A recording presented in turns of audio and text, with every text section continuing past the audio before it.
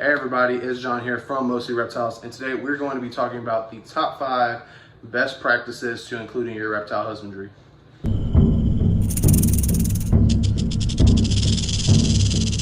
So today we're going to be talking about the best practices to use in your husbandry. A lot of new keepers, they don't understand some good practices that you can add. You know, some things can be detrimental to your animal's health if you're not doing certain practices or doing certain husbandry techniques to avoid these issues. So we're going to start off by going on with number 5, which is going to be checking your parameters.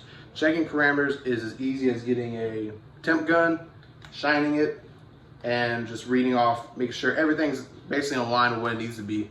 Basking, if your basking's too high or too low, it can cause a lot of issues. If you have a really high basking for, I don't know, let's say a chameleon, you buy a random bulb and you throw it in there, you can burn your chameleon, you can overheat the chameleon, you can dehydrate the chameleon, you can do a lot of things that can harm it. If the humidity is not high or low enough, it can cause respiratory infections, shedding issues. So it's a good practice to have overall. A lot of new people, they don't understand that having the correct parameters is a must-have. They literally can go to Walmart or Petco and just grab a bulb and throw it in there and think it's going to be okay. While there's, you need your certain wattages, you need your certain heights and differences from distance baskings. Just make sure you get something as easy as this, a little temp gun. And if you have a heat mat for like a snake or a gecko or something, make sure it's on some type of probed thermostat or thermoregulator. Just because if a lot of times with the heat tanks and heat mats, they can overheat and they'll burn your reptile's stomachs, and that could kill them. Now moving on to number 4, we're going to go with soaking your reptiles. Soaking reptiles is easy as getting a tub, filling it with warm water, and then putting your reptile in there. This allows them to get water and hydrate real well, while also helping with any shedding issues. A lot of snakes and lizards like bearded dragons and such, if the humidity is not high enough in the enclosure, or if there's just some issues with the shedding, this can help them get that excess off. And a lot of other lizards and reptiles will sometimes not drink as much as they need to. So this is a good way to just make sure they're all well hydrated.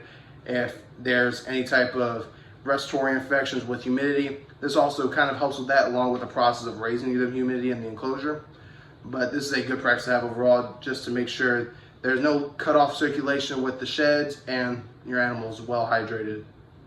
Now moving on to number 3 is going to be to gut load your feeders. Whether it's roaches or crickets or superworms, it's good to provide your insects with food such as lettuce, potatoes, orange slices, just to kind of, gut load them, to give them the nutrients, hydration. So when you feed it to your reptile, it also transfers to them. It's a healthier option.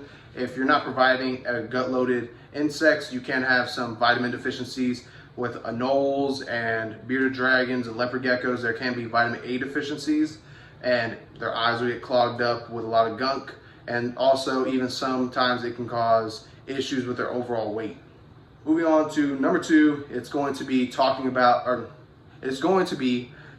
clean your enclosures and clean your decorations. When we get new enclosures or off Facebook or at stores, there can be parasites, there can be dust, dirt. If a reptile died in there, it can be some type of bacteria that might have caused the death. So it's good to sanitize and clean all your enclosures and decorations before putting a new animal in there. This will help make sure that your animal doesn't get sick. There's no parasites like mites or anything on your animal at that point, and just again helps them thrive. There are some people who they'll get snake enclosures and the snake has died from, let's say, mites, and without cleaning anything, they'll just put their snake in there, and now their snake has mites, and now you have a problem that could have been avoided. So it's good to just clean everything, make sure everything has a nice wash, let it air dry or wipe it down just to prevent any type of sickness. Now we're going to move on to number 1, which is going to be do the research of whatever you're getting. Like I said at the beginning, it's impulses happen. People buy reptiles, people buy supplies. The biggest thing in this hobby is research. This is a science-based hobby. This is caring for animals. You have to understand the practices and what's needed to care for your animal, parameters, food, enclosure size, whatever this may be. A lot of people, they'll go to expos, look around. The biggest thing I always see is people buying sulcata tortoises. not knowing anything about how to keep them, and then they'll go home, paper towel, throw them in a 20-gallon tank, and call it a day. When you're doing this, you're going to come into the issue of you're going to have to rehome the animal at one point because it's more than you could have handled. You're either killing the animals or whatever. So it's good to do the research and just prepare for what's going to happen. Impulses happen. I've had the impulses. I've gone to expos. I just went home. I went to an expo and bought a bull snake the other day. But I understand what I needed for the bull snake. I actually had the stuff for the bull snake. I weighed my options out, made sure I had the enclosure, the substrates, the quarantine areas. So just do your research and you should be good.